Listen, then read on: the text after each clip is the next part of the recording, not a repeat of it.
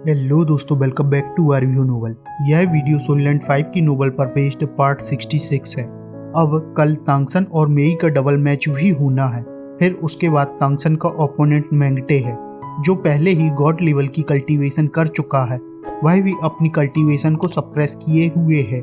उसके बाद मेई और पिकॉक किंग वापस अपने घर चले जाते हैं, जहाँ पिकॉक किंग मेई के व्हाइट टाइगर चेंज से खुश होता है और सूरा के बारे में और भी जानकारी जुटाने की कोशिश कर सकता है। यहाँ तक मेई यह बताती है कि उसकी माँ सुकेन ने मेयर से भी पूछा होता है। तब मेयर ने जो भी कहा वह क्लियर नहीं होता है, लेकिन मेयर ने यह साफ साफ कह दिया होता है कि सूरा पर विश्वास किया जा सकता है। बाद में मेई सूरा के पास आती है, जिससे यह कल के डबल मैच के लिए स्ट्रेटजी बना सकें, और तांगसन फिर से मेई को सपोर्ट करने के लिए कहता है। इसके आगे यह दोनों ही मिलकर कुछ प्रैक्टिस और तांगसन मेई की दोनों ही ब्लड लाइन को एक साथ यूज करने और उन्हें अच्छे से भी समझने के लिए ट्राई करता है। साथ ही तांगसन मेई के सोल्सी को भी डेवलप करने की कोशिश करने वाला होता है।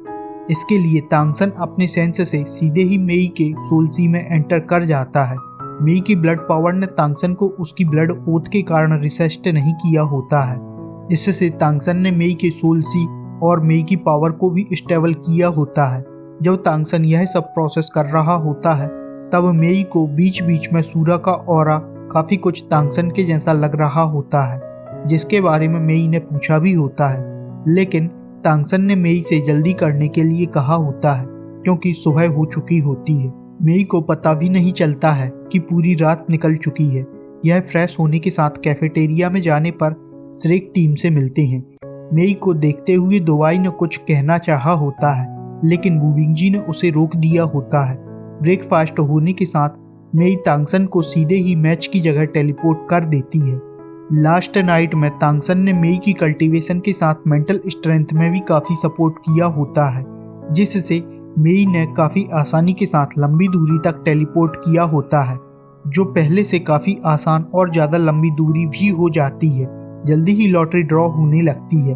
लॉटरी ड्रॉ करने के लिए एम्परर तियान्यू नहीं, बल्कि great white tiger emperor demon होता है, जो मेई का ग्रैंडफा लगता है।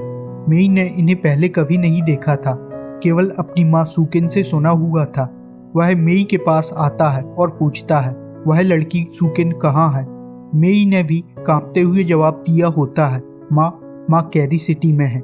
इनकी काफ़ी कुछ फैमिली से जुड़ी हुई बातें होती हैं, लेकिन एम्परर मेई से मैच के बाद बात करने के लिए कहता है।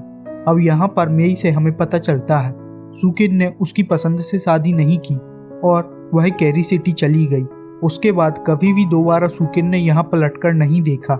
यहाँ से जाने के साथ ही सुकेन रेडेम्पशन ऑर्गेनाइजेशन में ज्वाइन हो गई थी। लॉटरी के रिजल्ट आने के बाद जैसे कि तांगसन को उम्मीद होती है, तांगसन का ओपोनेंट सबसे पावरफुल मैंगटे होता है। जबकि यदि आज तांगसन डुअल जीत भी जाता है, तो कल भी तांगसन का ओपोनेंट मैंगटे ही होना चाहिए, जिससे यदि आज यह डुअल मैच जीत भी जाते हैं, तो कल तांगसन के हारने के चांस ज़्यादा हो जाएंगे। यहाँ पर मैंगटे और उसकी बहन होती है। मेई ने यहाँ पर तांगसन को उसके पिकॉक क्लैन के सबसे पावरफुल मूव तियानजी डांस के बारे में बताया होता है, जिसका यूज़ मेई ने अभी तक नहीं किया है। तब तांगसन ने मेई को पहले के जैसे ही अटैक करने और तांगसन उसे सपोर्ट करेगा यह बताता है। साथ ही तांगसन ने व्हाइट टाइगर ट्रांसफॉर्म करने के लिए मना कर दिया होता है। साथ ही तांगसन जरूरत पड़ने पर फिर से इंस्ट्रक्शन देगा, यह सब मेई को बताता है, जिससे मेई भी एग्री हो गई होती है। तांगसन और मेई के ओपोनेंट को डार्क ड्रैगन फ्यूजन कहा जाता है। जल्दी ही रिंग में रेफरी भी आ जाता है। इसमें 2 किंग गॉड लेवल के रेफरी होते हैं। दूसरी तरफ वीआईपी बॉक्स में पिकॉक किंग और एम्परर जिंगफेंग के बातों भरे तीर चल रहे होते हैं। एम्परर जिंगफेंग मेई को जीतता हुआ नहीं देखना चाहता है, जिससे यह दोनों ही बातों में एक दूसरे को धमका रहे होते हैं। जिंगफेंग कहता है, यदि तुम्हारी बेटी आज हार जाती है तो हो सकता है शायद मैं उसे जाने दूं। जीतने पर तो जिंगफेंग सीधे ही मेई को मारने की धमकी दे रहा होता है। दूसरी तरफ रेफरी के इशारे के साथ मैच शुरू हो जाता है, जिससे मेई तुरंत ही उसकी स्पेस पावर का यूज तो ओपोनेंट अपने डार्क मैटर के साथ अटैक करना शुरू कर देता है। मेई यहाँ पर पहले से काफ़ी तेज होती है। उसी के साथ दोनों ही साइड के स्पेस और डार्क एलिमेंट टकराने के साथ एक अजीब व्हाइट लाइट निकलती है। अब इस अंधेरी दुनिया में एक अजीब सिल्वर एरिया बन जाता है जिसमें कोई भी ब्लैक मैटर नहीं होता है और इस तरह से इनके अटैक क्लैश करने लगते हैं। इनकी फाइट काफ़ी ज़्यादा भयानक चल रही होती है। यहाँ तक एम्परर भी देखते हुए हैरान थे कि इतनी भयानक फाइट क्या गॉड लेवल के प्लेयर भी कर सकते हैं। मेई की यूज़ की जा रही एबिलिटी और स्किल से पीकॉक किंग भी समझ चुका होता है। अब उसके पास मेई को सिखाने के लिए कुछ भी नहीं है और मेई के ओपोनेंट ने भी कभी मेई को इतना पावरफुल नहीं समझा होता है, जिससे अब वह भी सीरियस होने के साथ अटैक करने लगता है। और अटैक की फिर से शुरुआत एक जोरदार ड्रैगन रोर के साथ होती है जिसे तांगसन भी अपनी लिंगर रोर के साथ न्यूट्रल कर देता है। लेकिन ओपोनेंट के पास भी कई तरीके होते हैं जिससे वह फिर से अटैक करना शुरू कर देता है। यहाँ तक कि ओपोनेंट ने अपने पास से एक मैजिकल वेपन को भी अटैक करने के लिए निकाल लिया होता है, जिसके लिए तांगसन मेई को वार्न भी करता है। अब मेई की पावर इनके आगे सप्रेस सी लग रही होती है, लेकिन अब मेई भी अपनी सीक्रेट तियानजी डांस स्किल का भी यूज करने लगती है। यह स्किल फेरी कॉन्टिनेंट से गायब हो चुकी थी, जिससे दोबारा इसे देखे जाने पर एम्परर तियान्यू भी इसके बारे में बात करने लगता है।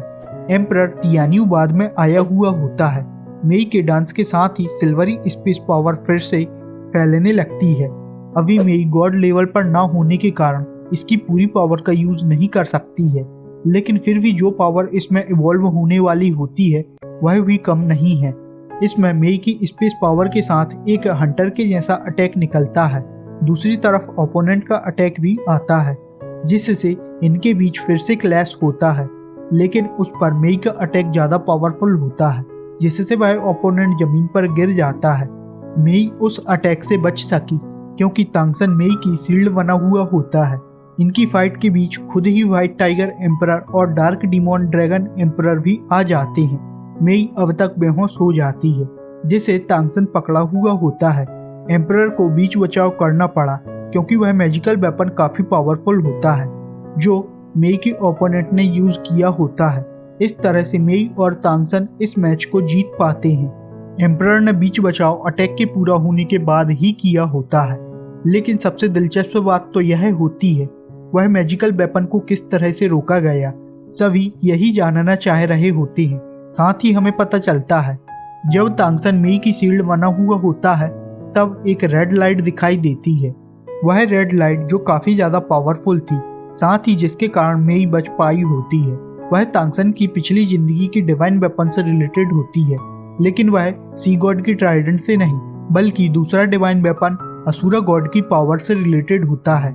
यह असुरा ब्लड स्वॉर्ड की पावर थी, जिसे हम एक ट्रैकर के जैसे समझ सकते हैं, जो तांगसन ने साओबू के मरने से पहले उसकी सोल में इंजेक्ट किया हुआ डिवाइन सेंस था। मैग्टे का कोई भी powerful magic weapon Asura sword के आगे नहीं टिक सकता है, और जब यह आर्टिफैक्ट मेई के पास आ जाएगा तब कोई भी एम्परर मेई को चोट नहीं पहुंचा पाएगा। मतलब उसके लिए भी मेई को चोट पहुंचाना आसान नहीं होने वाला है। तांगसन मेई को रिंग के नीचे ले जाता है, तब पीकॉक किंग ने तुरंत ही मेई के मुंह में वही पिल भर दी होती है जिसे तांगसन पहचानता है, और तांगसन चुपचाप पीकॉक किंग को देख रहा होता है। पीकॉक किंग तांगसन से कहता है, तुम उन सब इंसानों से मिस्टीरियस हो जिन्हें मैं जानता हूँ, और तुम सबसे पावरफुल भी हो, लेकिन तुम्हारी कमी बस इतनी सी है, तुम्हारा कोई ओरिजिन नहीं है। तांगसन पीकॉक किंग को चुपचाप सुन ही रहा होता है। आगे पीकॉक किंग इंसान होने के कारण जब मेई सिटी लॉर्ड बनेगी तब उसे क्या क्या फेस करना पड़ सकता है उसके बारे में भी बात करता है। कुल मिलाकर पीकॉक किंग तांगसन से great demon emperor white tiger से सपोर्ट लेने के लिए कहता है, क्योंकि तांगसन के फ्यूचर में ही तांगसन की सबसे बड़ी समस्या एंसेस्ट्रल कोड की ही होने वाली है। लेकिन तांगसन को सक्सेस होने के लिए घोस्ट और डिमोन दोनों ही एम्परर का सपोर्ट चाहिए होगा। तांगसन को मिनिमम 5 एम्परर का सपोर्ट चाहिए है। यह सुनने के साथ ही तांगसन क्रिस्टल डिमोन एम्परर के बारे में बात करता है, लेकिन तांगसन को अभी भी नहीं पता होता है क्रिस्टल डिमोन एम्परर तांगसन की साइड है या फिर नहीं। साथ ही पीकॉक किंग तांगसन को ही ट्रम्प कार्ड के रूप में यूज करने वाला होता है, और तांगसन से वह इस क्लासिक मैच को जीतने के लिए कहता है। साथ ही पीकॉक किंग मेई को सक्सेसर बनाने की डेडलाइन भी तांगसन को देता है। जिसके लिए तांगसन को तैयारी करनी होगी। यह 3 महीनों का टाइम होता है। पीकॉक किंग तांगसन के इंटेंशन को भी जानता है, जिससे तांगसन बताता है, मैं मेई को बहुत पहले से जानता हूँ और मेई को प्रोटेक्ट करने से ज्यादा इम्पोर्टेंट मेरे लिए कुछ भी नहीं है। तांगसन रात भर काफी कुछ सोच रहा होता है। सुबह होने पर तांगसन मेई से उसके हालचाल पूछने लगता है। तब मेई बताती है उसकी पहले से काफी ज्यादा मेंटल स्ट्रेंथ बढ़ गई है। साथ ही मेई बताने लगती है उसने एक ड्रीम देखा, उसके बाद मैं काफी रोई, लेकिन वह ड्रीम मुझे याद नहीं है। फिर तांगसन का डेली रूटीन शुरू हो जाता है, जहाँ सभी तांगसन के साथ जाने का कहते हैं। दोबाई तांगसन से कहता है, मुझे पता था तुम पावरफुल हो, लेकिन इतने हो गए यह नहीं पता था। वहीं दूसरी ओर मेयर की आवाज आती है। मेयर कहता है, रेडेम्पशन ऑर्गेनाइजेशन का टॉप मैनेजमेंट तुम्हें देखना चाहता है, लेकिन उन्हें पता नहीं है तुम इसी का पार्ट हो। उन्हें केवल यही पता होता है तुम कैरी सिटी से आते हो और मेई के साथ फाइट कर रहे हो। तब तांगसन ने उन्हें मेई के बेसल के रूप में इंट्रोड्यूस कराने के लिए कहा होता है। साथ ही तांगसन मेयर को ब्लड ओथ की जानकारी भी बताता है, जिसे जानकर मेयर शॉक हो जाता है। इसी के साथ तांगसन मैच वाली जगह के लिए निकल जाता है। मेई अभी तक नहीं आई होती है। यदि स्वॉर्ड सेंट अपने ओपोनेंट को नहीं हरा पाया तो तांगसन का अगला ओपोनेंट मेई होगी। यदि एक्सप्लेनेशन पसंद आए तो वीडियो को लाइक और चैनल पर नए हो तो सब्सक्राइब करते हुए नोटिफिकेशन बेल को ऑन करना न भूलें। इसी के साथ यह वीडियो यहाँ खत्म होता है। हम मिलते हैं नेक्स्ट वीडियो में। Thanks for watching.